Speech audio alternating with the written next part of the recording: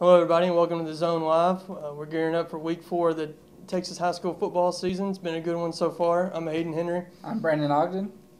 I guess we'll start this week talking about last week. Had two great performances by two kids who earned our ET Varsity Player of the Week honors. I guess we'll start with offense. Yeah, for offense, it was Blake Lynch. You can see his picture and poster that'll be in the Zone on Friday right behind me from Gilmer. He had a hand in 5 touchdowns last week against Tatum, a 41-35 win. He had including the game-winning catch with 26 seconds left. He caught 4 passes for 114 yards and 2 touchdowns, and also carried the ball 10 times for 3 touchdowns and 73 yards. So good performance for Mr. Lynch, the troop transfer. Yeah, definitely made his impact quick with the Buckeyes, who are off and running. And a great start to the season. For our Defensive Player of the Week goes to Longview's Keebron Sheridan. Sheridan finished with 11 tackles, 9 solo, 2 sacks, 3 tackles for loss, and Longview's 19-13 win over Neville late Saturday night in Shreveport. Big win for the Lobos, get the first one out of the way against the powerhouse in Neville. Sheridan, big part of that. Defense was a big part of that. They had 5 defensive stands inside their own 40-yard line. 3 of those come in the red zone to hold on for that 6-point win late Saturday night in Shreveport. Sheridan's got 18 tackles on the season, 3 sacks, 5 tackles for loss. Just a junior up front for the Lobos. So we'll head into this week. Got a bunch of teams off this week. I saw Greg Tepper from Dave Campbell's tweeted the other day that 19% of the state has open weeks this week. But that doesn't mean that we don't have some great games coming up on Friday night around here. I guess we can start with the game of the week, Gladewater versus Carthage. Any quick thoughts on that? It should be a good one. You got to see Gladewater last week. But thing I'd be most interested to see is, the front of Carthage is always, known, but Gladewater is the one that has a real strong front this year. Mm-hmm. So I'd like to see. I think that's a game that could be played in the trenches. Yeah, definitely so. Gladewater's got a host of backs that they can give the ball to. We saw Dalen Mack get some carries the other night for the first time this series when they needed them in those short yardage situations. Gladewater's averaging 7.1 yards per touch. Among those host of backs that they have. We talked about this yesterday. I think, Gladewater fell to St. Thomas more over in Shreveport Friday night at the Battle on the Border. But then they got Carthage this week, then Kilgore, and then Open District with Tatum, and then Atlanta. So really a 5-game stretch for the Bears over there in Gladewater. They're doing good things. For Carthage, I think what we're going to see is that progression as they continue to put the pieces together, and this will be a good test for them as well, heading into next Saturday's matchup against Gilmer at Lobo. All right. Moving right along, Kilgore 1-2 on the season, notched their first win. Both those losses combined 3 points. Took care of business pretty handily against Pine Tree last week, heading up to Texarkana this week. Again, this is going to be a battle in the trenches.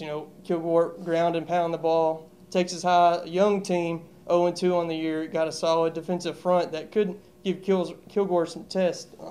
One thing that I think that stood out to a lot of people is Kilgore passing the ball. 441 yards this year on 38 attempts. They finished 2013 with 752 total yards on 62 pass attempts.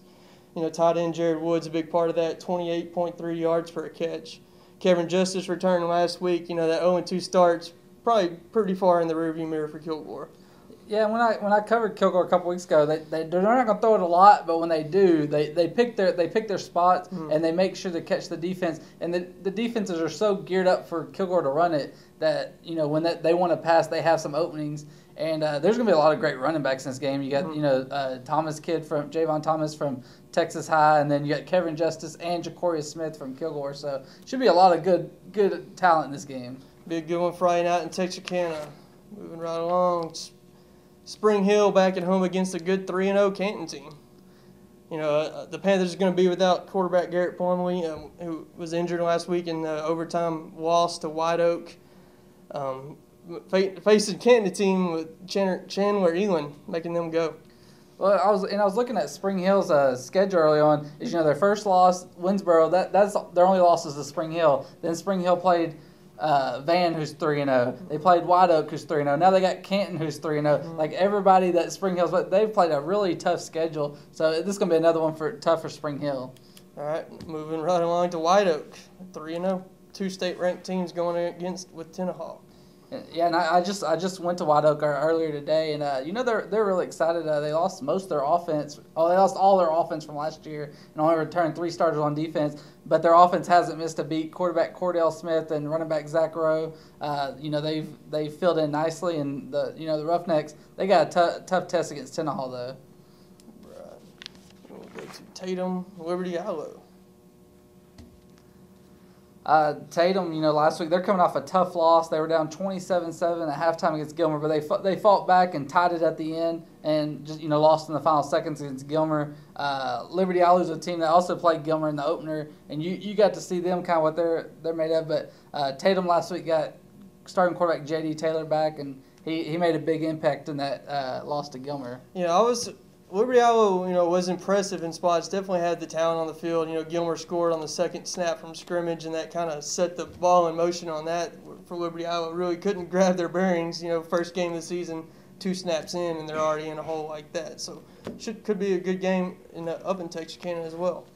Speaking of the Buckeyes, they're heading to Dangerfield for Friday night. Carter McLean, 44 for 65, 732 yards, 9 touchdowns, 1 interception.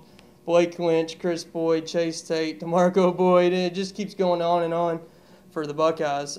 For Dangerfield, trying to put the pieces together up there, 0-3. I think this is a team that's not indicative of their record at this point. Any thoughts on that, Brandon? Yeah, I mean this is a big one for Dangerfield to try to get on the winning track, but it's gonna be tough against Gilmer. Like you said, Gilmer is loaded, and this is always a good game though. I mean, these are 2 teams that it's kind of a little non-district rivalry. They play pretty much every year, so I think they've played every year for at least 10 straight years. So you never know what's going to happen when you get out there on Friday night. Right. Well, any other ones that stick out to you? There's a few good ones. Henderson and Newton. That's one that could be good. Newton suffered that tough loss to Tatum in the opener, but and Henderson's kind of opened some eyes. Last season they only got 3 wins all year, but they're already 2-1, and quarterback Zane Bowles, Kendrick Van Zandt, running back the Lions are, they're having a good season so far. Big Sandy and Carlisle, Big Sandy off to a 3-0 start. Another good start for them over there against a good Carlisle team. Should be a good one. Winsboro and Sabine's one I'm looking forward to. Winsboro, they had that loss to Spring Hill, close game, and then Sabine, they lost a close one to Frankston. So, 2 2-1 teams. It's good to see Sabine have some success on the football field this season and look to get to a 3-1 start. Is it a good thing or a bad thing Longview has a bye this week coming off their first win? I think the win against a team like Neville heading into the bye week is probably the best thing for the Lobos. A lot of injuries, a lot of miscues in the first 2 games. We saw Longview came out offensive firing against Neville, jumped to the 19-point lead. Then in the second half, we saw the defense that Neville was so highly touted about shut them down. But really, the Lobo defense was an area that was solid throughout. There was times in that game where it could have easily gone to Neville's favor, but the Lobo defense again held strong. I think they saw a hints that this team was coming together on both sides of the ball. So perfect timing for the open week for Longview. Huh? What games are y'all the most excited about this week? I think White Oak Tenahaw's one of the ones that stands out to me, and then Gladewater Carthage, obviously the game of the week. Yep, I'll be in Texarkana for Kilgore and Texas High. Texas High in the 15-5A district with Longview should be get a good chance to see what they're all about. Excited to see Kilgore as well. Atlanta, it's really a team. I know we talk about them every week, but they're off to a hot start. Definitely 3-0. Chase Musgrave definitely having some great numbers up there this season. Excited to see what Atlanta's going to do. I'm interested to see if Ore City, I mean, they didn't win a game last year. Now they have a good chance to go 4-0 after this week. That's another team to keep your eyes out on. Brandon, have you talked to Pine Tree's coach Collins to get his take on the Pirates' performance for the year so far?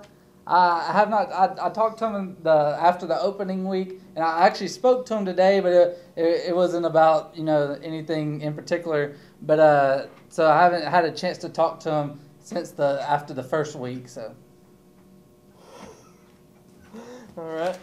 And actually, as soon as we wrapped up this, I'm going to be heading out to Longview to talk to Coach King, so we'll get a full open week kind of prognosis, I guess you could say, in Friday's News-Journal. Let's see what else we got.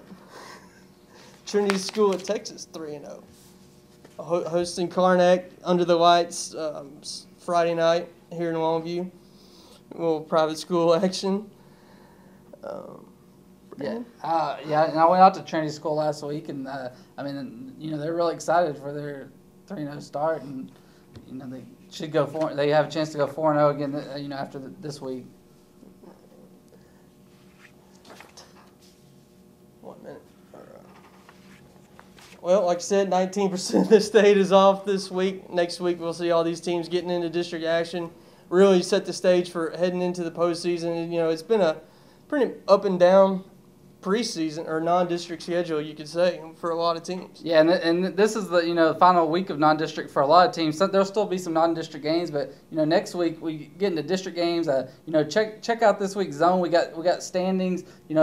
Non-district right now, but you can see how teams have fared and kind of match up. And then we got tons of stats,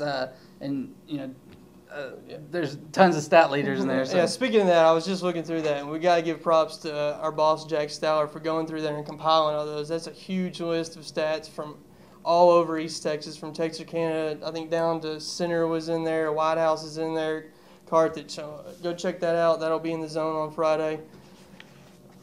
Let's see. I guess we can go ahead and kind of look ahead to next week when district opens. Longview and Pine Tree meeting for only the 13th time. Still kind of blows my mind that the two teams in town have only met 13 times. And you say it's first since 2009? First since 2009 when they were district mates again. So that'll be a good one to look forward to next week. And then Saturday, Carthage and Gilmer. Oh yeah, that's gonna be fun.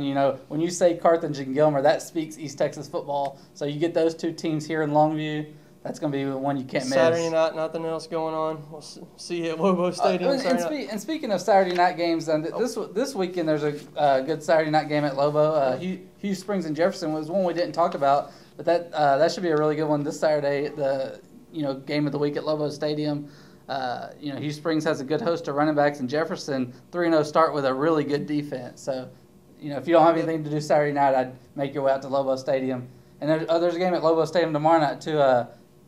Palestine plays at Lobo Stadium tomorrow night too. So there's Palestine and Paris. There we go. So even though the Lobos don't play this week, you can still go to the Lobo Stadium and catch a couple games.